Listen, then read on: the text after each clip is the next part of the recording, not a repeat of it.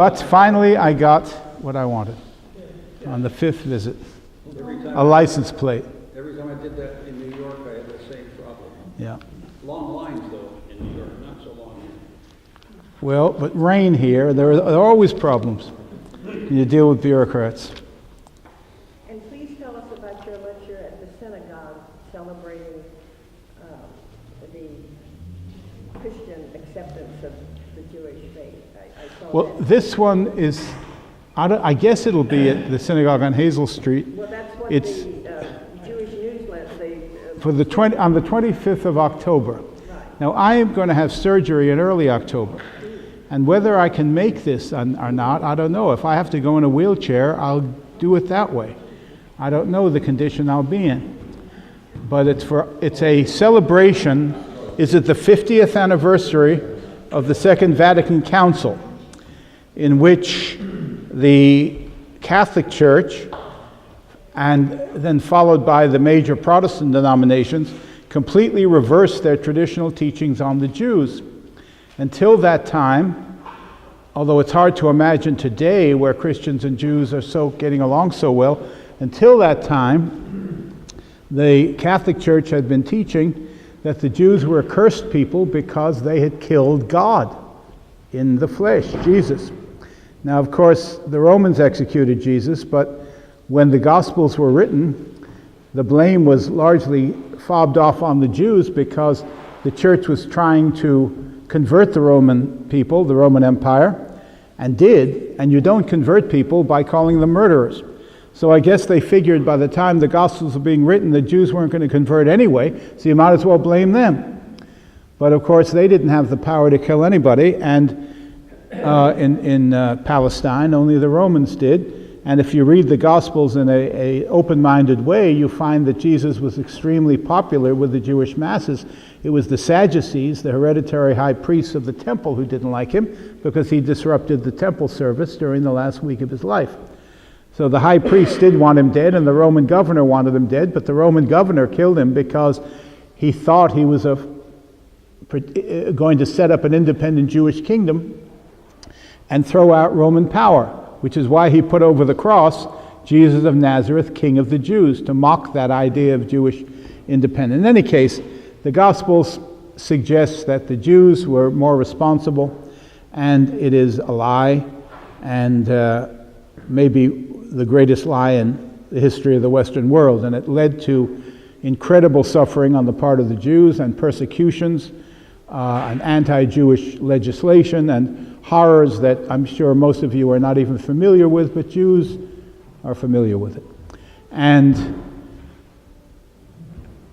it changed in 1965. It began to change after the Second World War, when the churches began to examine themselves and say, maybe our teachings, our negative teachings about the Jews, enabled Hitler to wipe out the vast majority of the Jews of Europe.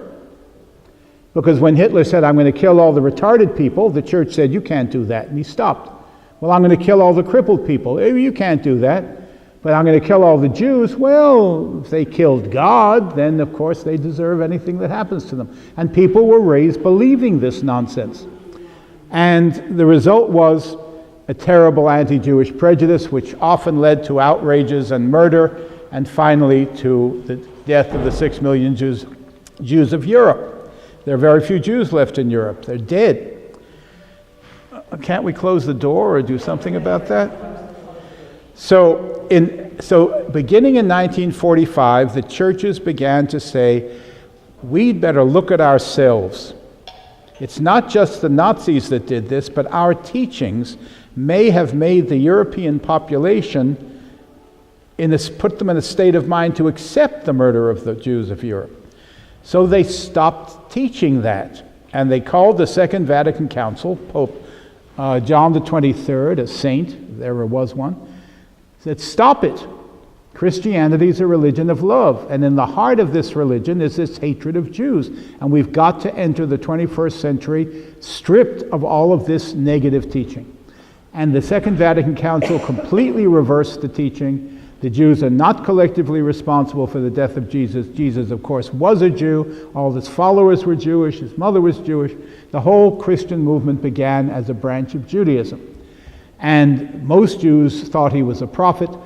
The high priest didn't like him for ritual reasons, but that has nothing to do with all the rest of the Jews, any more than Pontius Pilate having executed him means that all the Italians are forever cursed, because he was Italian. So the church totally changed its view, said anti-Semitism, anti-Jewish feeling is a sin, and the church has to show its brotherhood with our Jewish brethren, and, most importantly, that the covenant that God made with the Jews did not end when they didn't accept Jesus as Messiah, but is eternal and still exists. So it's not a matter of Jews converting to Christianity to be saved. It's a matter of us converting, changing our attitude toward the Jews for us to be saved, because this is the people of Christ and the people of God. And we should be brethren and not enemies. And overnight, it's amazing how quickly it changed. And church after church after church, every mainline church, including the Lutherans and the Presbyterians and the church and the United Church of Christ and the Methodists and the Episcopalians, all changed their teaching and issued official statements, and that's what the Second Vatican Council began. So we are celebrating its anniversary on the 25th of October, and I've been asked to give the keynote address at that gathering of Catholics and Jews, and of course Protestants too, and I hope I can make it. And of course you're all invited, and I'll say more about it as the day gets closer. Yes, sir. To what degree do you think Jewish friends are accepting this possible change of attitude on the part of Christians? It's a very good question, excellent question. They're suspicious of it?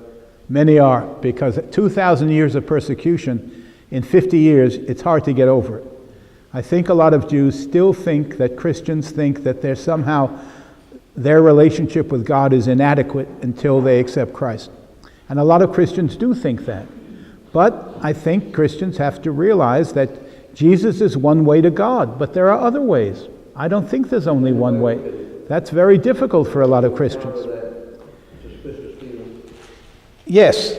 Some years ago, after I started teaching in this church, people asked me, what can we do to establish relationships with the synagogue right down the street here? And I said, well, Thanksgiving is obviously the day when Jews and Christians, as Americans, can get together and pray together. So there is an interfaith Thanksgiving service in this town and all over the country. I've been going to them for many years. And it's a wonderful way for Jews and Christians to get to know each other. And one year you have the service in the synagogue, next year in a church, and people get to sing each other's songs and to listen to the spirituality of each group and to understand how they are similar and how they are different, and to accept difference. That's the spirit of America. Everyone doesn't have to agree on everything. We all believe in God, and the question is issues like how much faith is needed, how many good works are needed. These issues, how you achieve salvation, whether the kingdom of God is in heaven or should be built on earth, or both. I mean, all these ideas, the more Jews and Christians talk to each other, the more rich the religious dialogue becomes. And now there are, I would say, in the state of New Jersey, where I've spent the last 40 years teaching in the religion department, there are probably more Holocaust memorial services in Catholic churches than there are in the synagogues. The Catholic Church is extremely conscious of the role that their teachings played in preparing people for the murder of the 6 million Jews in the Second World War. And ashamed of that, and the Pope went to Jerusalem and went to the wall, the last wall of the temple, the holiest place in Jewish religion, and he said a prayer and asked for forgiveness for his church for the way they had treated the Jews for 2,000 years. And they're doing everything they can to make up for it. So it's very unfair. Jews have to realize that Catholics today, and of course progressive Protestants are very good friends, are not what they were even 50 years ago. When a Catholic wasn't allowed to set foot in the synagogue or a Protestant church. He couldn't even walk in front of it on the street. He was told to cross the street. And it was just an outrageous situation. But now, 3 popes have preached and prayed in synagogues. I'm teaching in 2 churches here. This is not uncommon at all. In the Jewish Theological Seminary that trains rabbis, we have priests and ministers on the faculty. There are rabbis on the faculty of the Union Theological Seminary and the General Theological Seminary in New York, Protestant seminaries, and in Catholic seminaries. So the hostility of the 2 religions is essentially over. But it's got to get down to the people in the pews. They have to understand the tremendous change that's taken place. So every time we have a meeting which celebrates the achievements of the Second Vatican Council, that's what we're trying to get across to the people.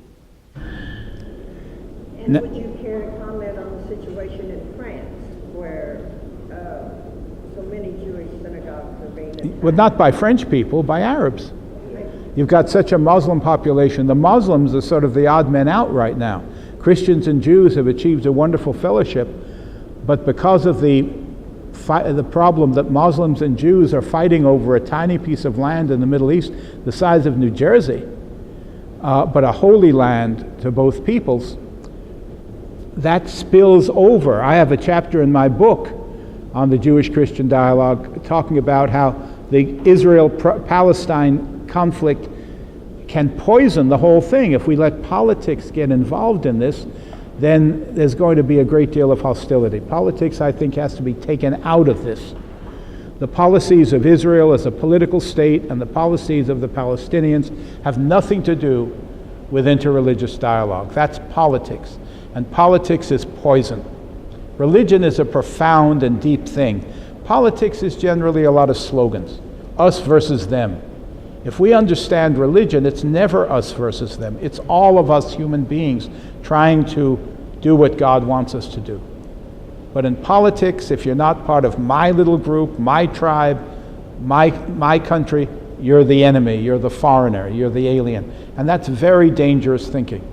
So I do everything I can to stay off the Israel-Palestine dispute.